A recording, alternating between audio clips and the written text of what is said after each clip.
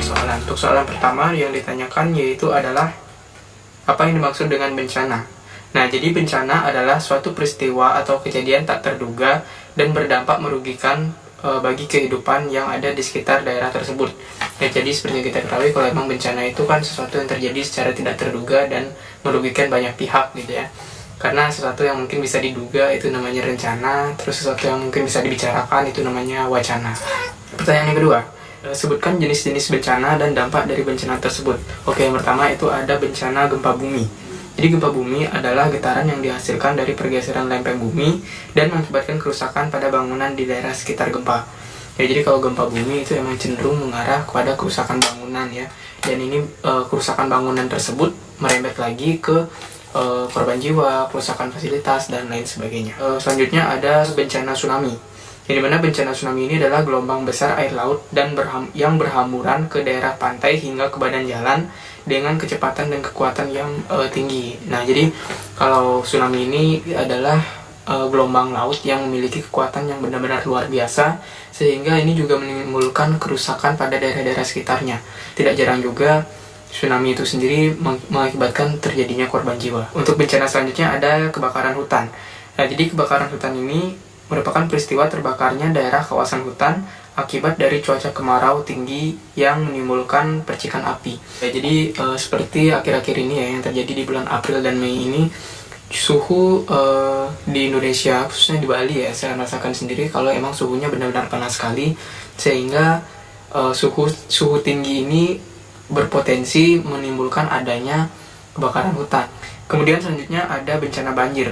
Nah, jadi bencana banjir merupakan genangan air dengan volume yang tinggi dan diakibatkan oleh banyak faktor. Bisa jadi karena sumbatan aliran air akibat sampah ataupun curah hujan yang tinggi. Jadi dampaknya itu lebih mengarah pada kerusakan fasilitas dan juga menghambat aktivitas sosial. Ya, jadi kalau bencana banjir itu memang sudah familiar sekali di Indonesia gitu ya. Karena mungkin ada dua faktor sih yang biasanya paling sering mengakibatkan adanya cuaca banjir nih ya, bencana banjir ini. Itu antara ketidakmampuan saluran air untuk mengalirkan air yang ada gitu ya, atau mungkin karena curah hujan yang di luar dari prediksi. Nah, jadi kalau kerusakan banjir ini lebih mengarah ke fasilitas ya, lebih banyak ya, bukan berarti tidak ada korban jiwa, bisa saja gitu ya, tapi lebih banyak mengarah pada kerusakan fasilitas kayak mungkin furnitur kulkas, TV, sofa, dan lain sebagainya. Itu lebih sering menjadi akibat kerusakan dari bencana banjir itu sendiri. Untuk soal yang ketiga, sebutkan dan jelaskan ruang lingkup pelaksanaan kegiatan pemulihan awal dari pasca bencana. Jadi ruang lingkup pelaksanaan kegiatan pemulihan awal dari pasca bencana itu bisa berupa bantuan darurat, menyediakan pos komando bantuan, bisa juga melakukan evaluasi kerusakan, ada pemulihan, rehabilitasi, dan juga rekonstruksi. Pertanyaan selanjutnya, jelaskan apa yang saudara ketahui tentang rehabilitasi pasca bencana dan rekonstruksi pasca bencana. Bidang rehabilitasi dan rekonstruksi mempunyai tugas mengkoordinasikan dan melaksanakan kebijakan di bidang penanggulangan bencana pada pasca serta pemberdayaan masyarakat, melakukan pemulihan psikologi, sosial, ekonomi, budaya, keamanan, dan ketertiban. Yang kelima, sebutkan 10 bencana besar di Indonesia dan 5 bencana besar di dunia. Oke, untuk 10 bencana besar di Indonesia itu ada letusan Gunung Merapi, kemudian ada juga gempa dan tsunami Palu.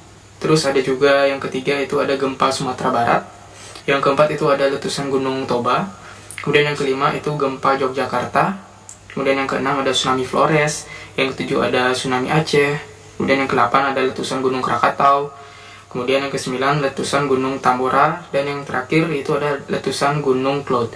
Selanjutnya 5 bencana besar di dunia. Itu pertama ada gempa bumi Haiti.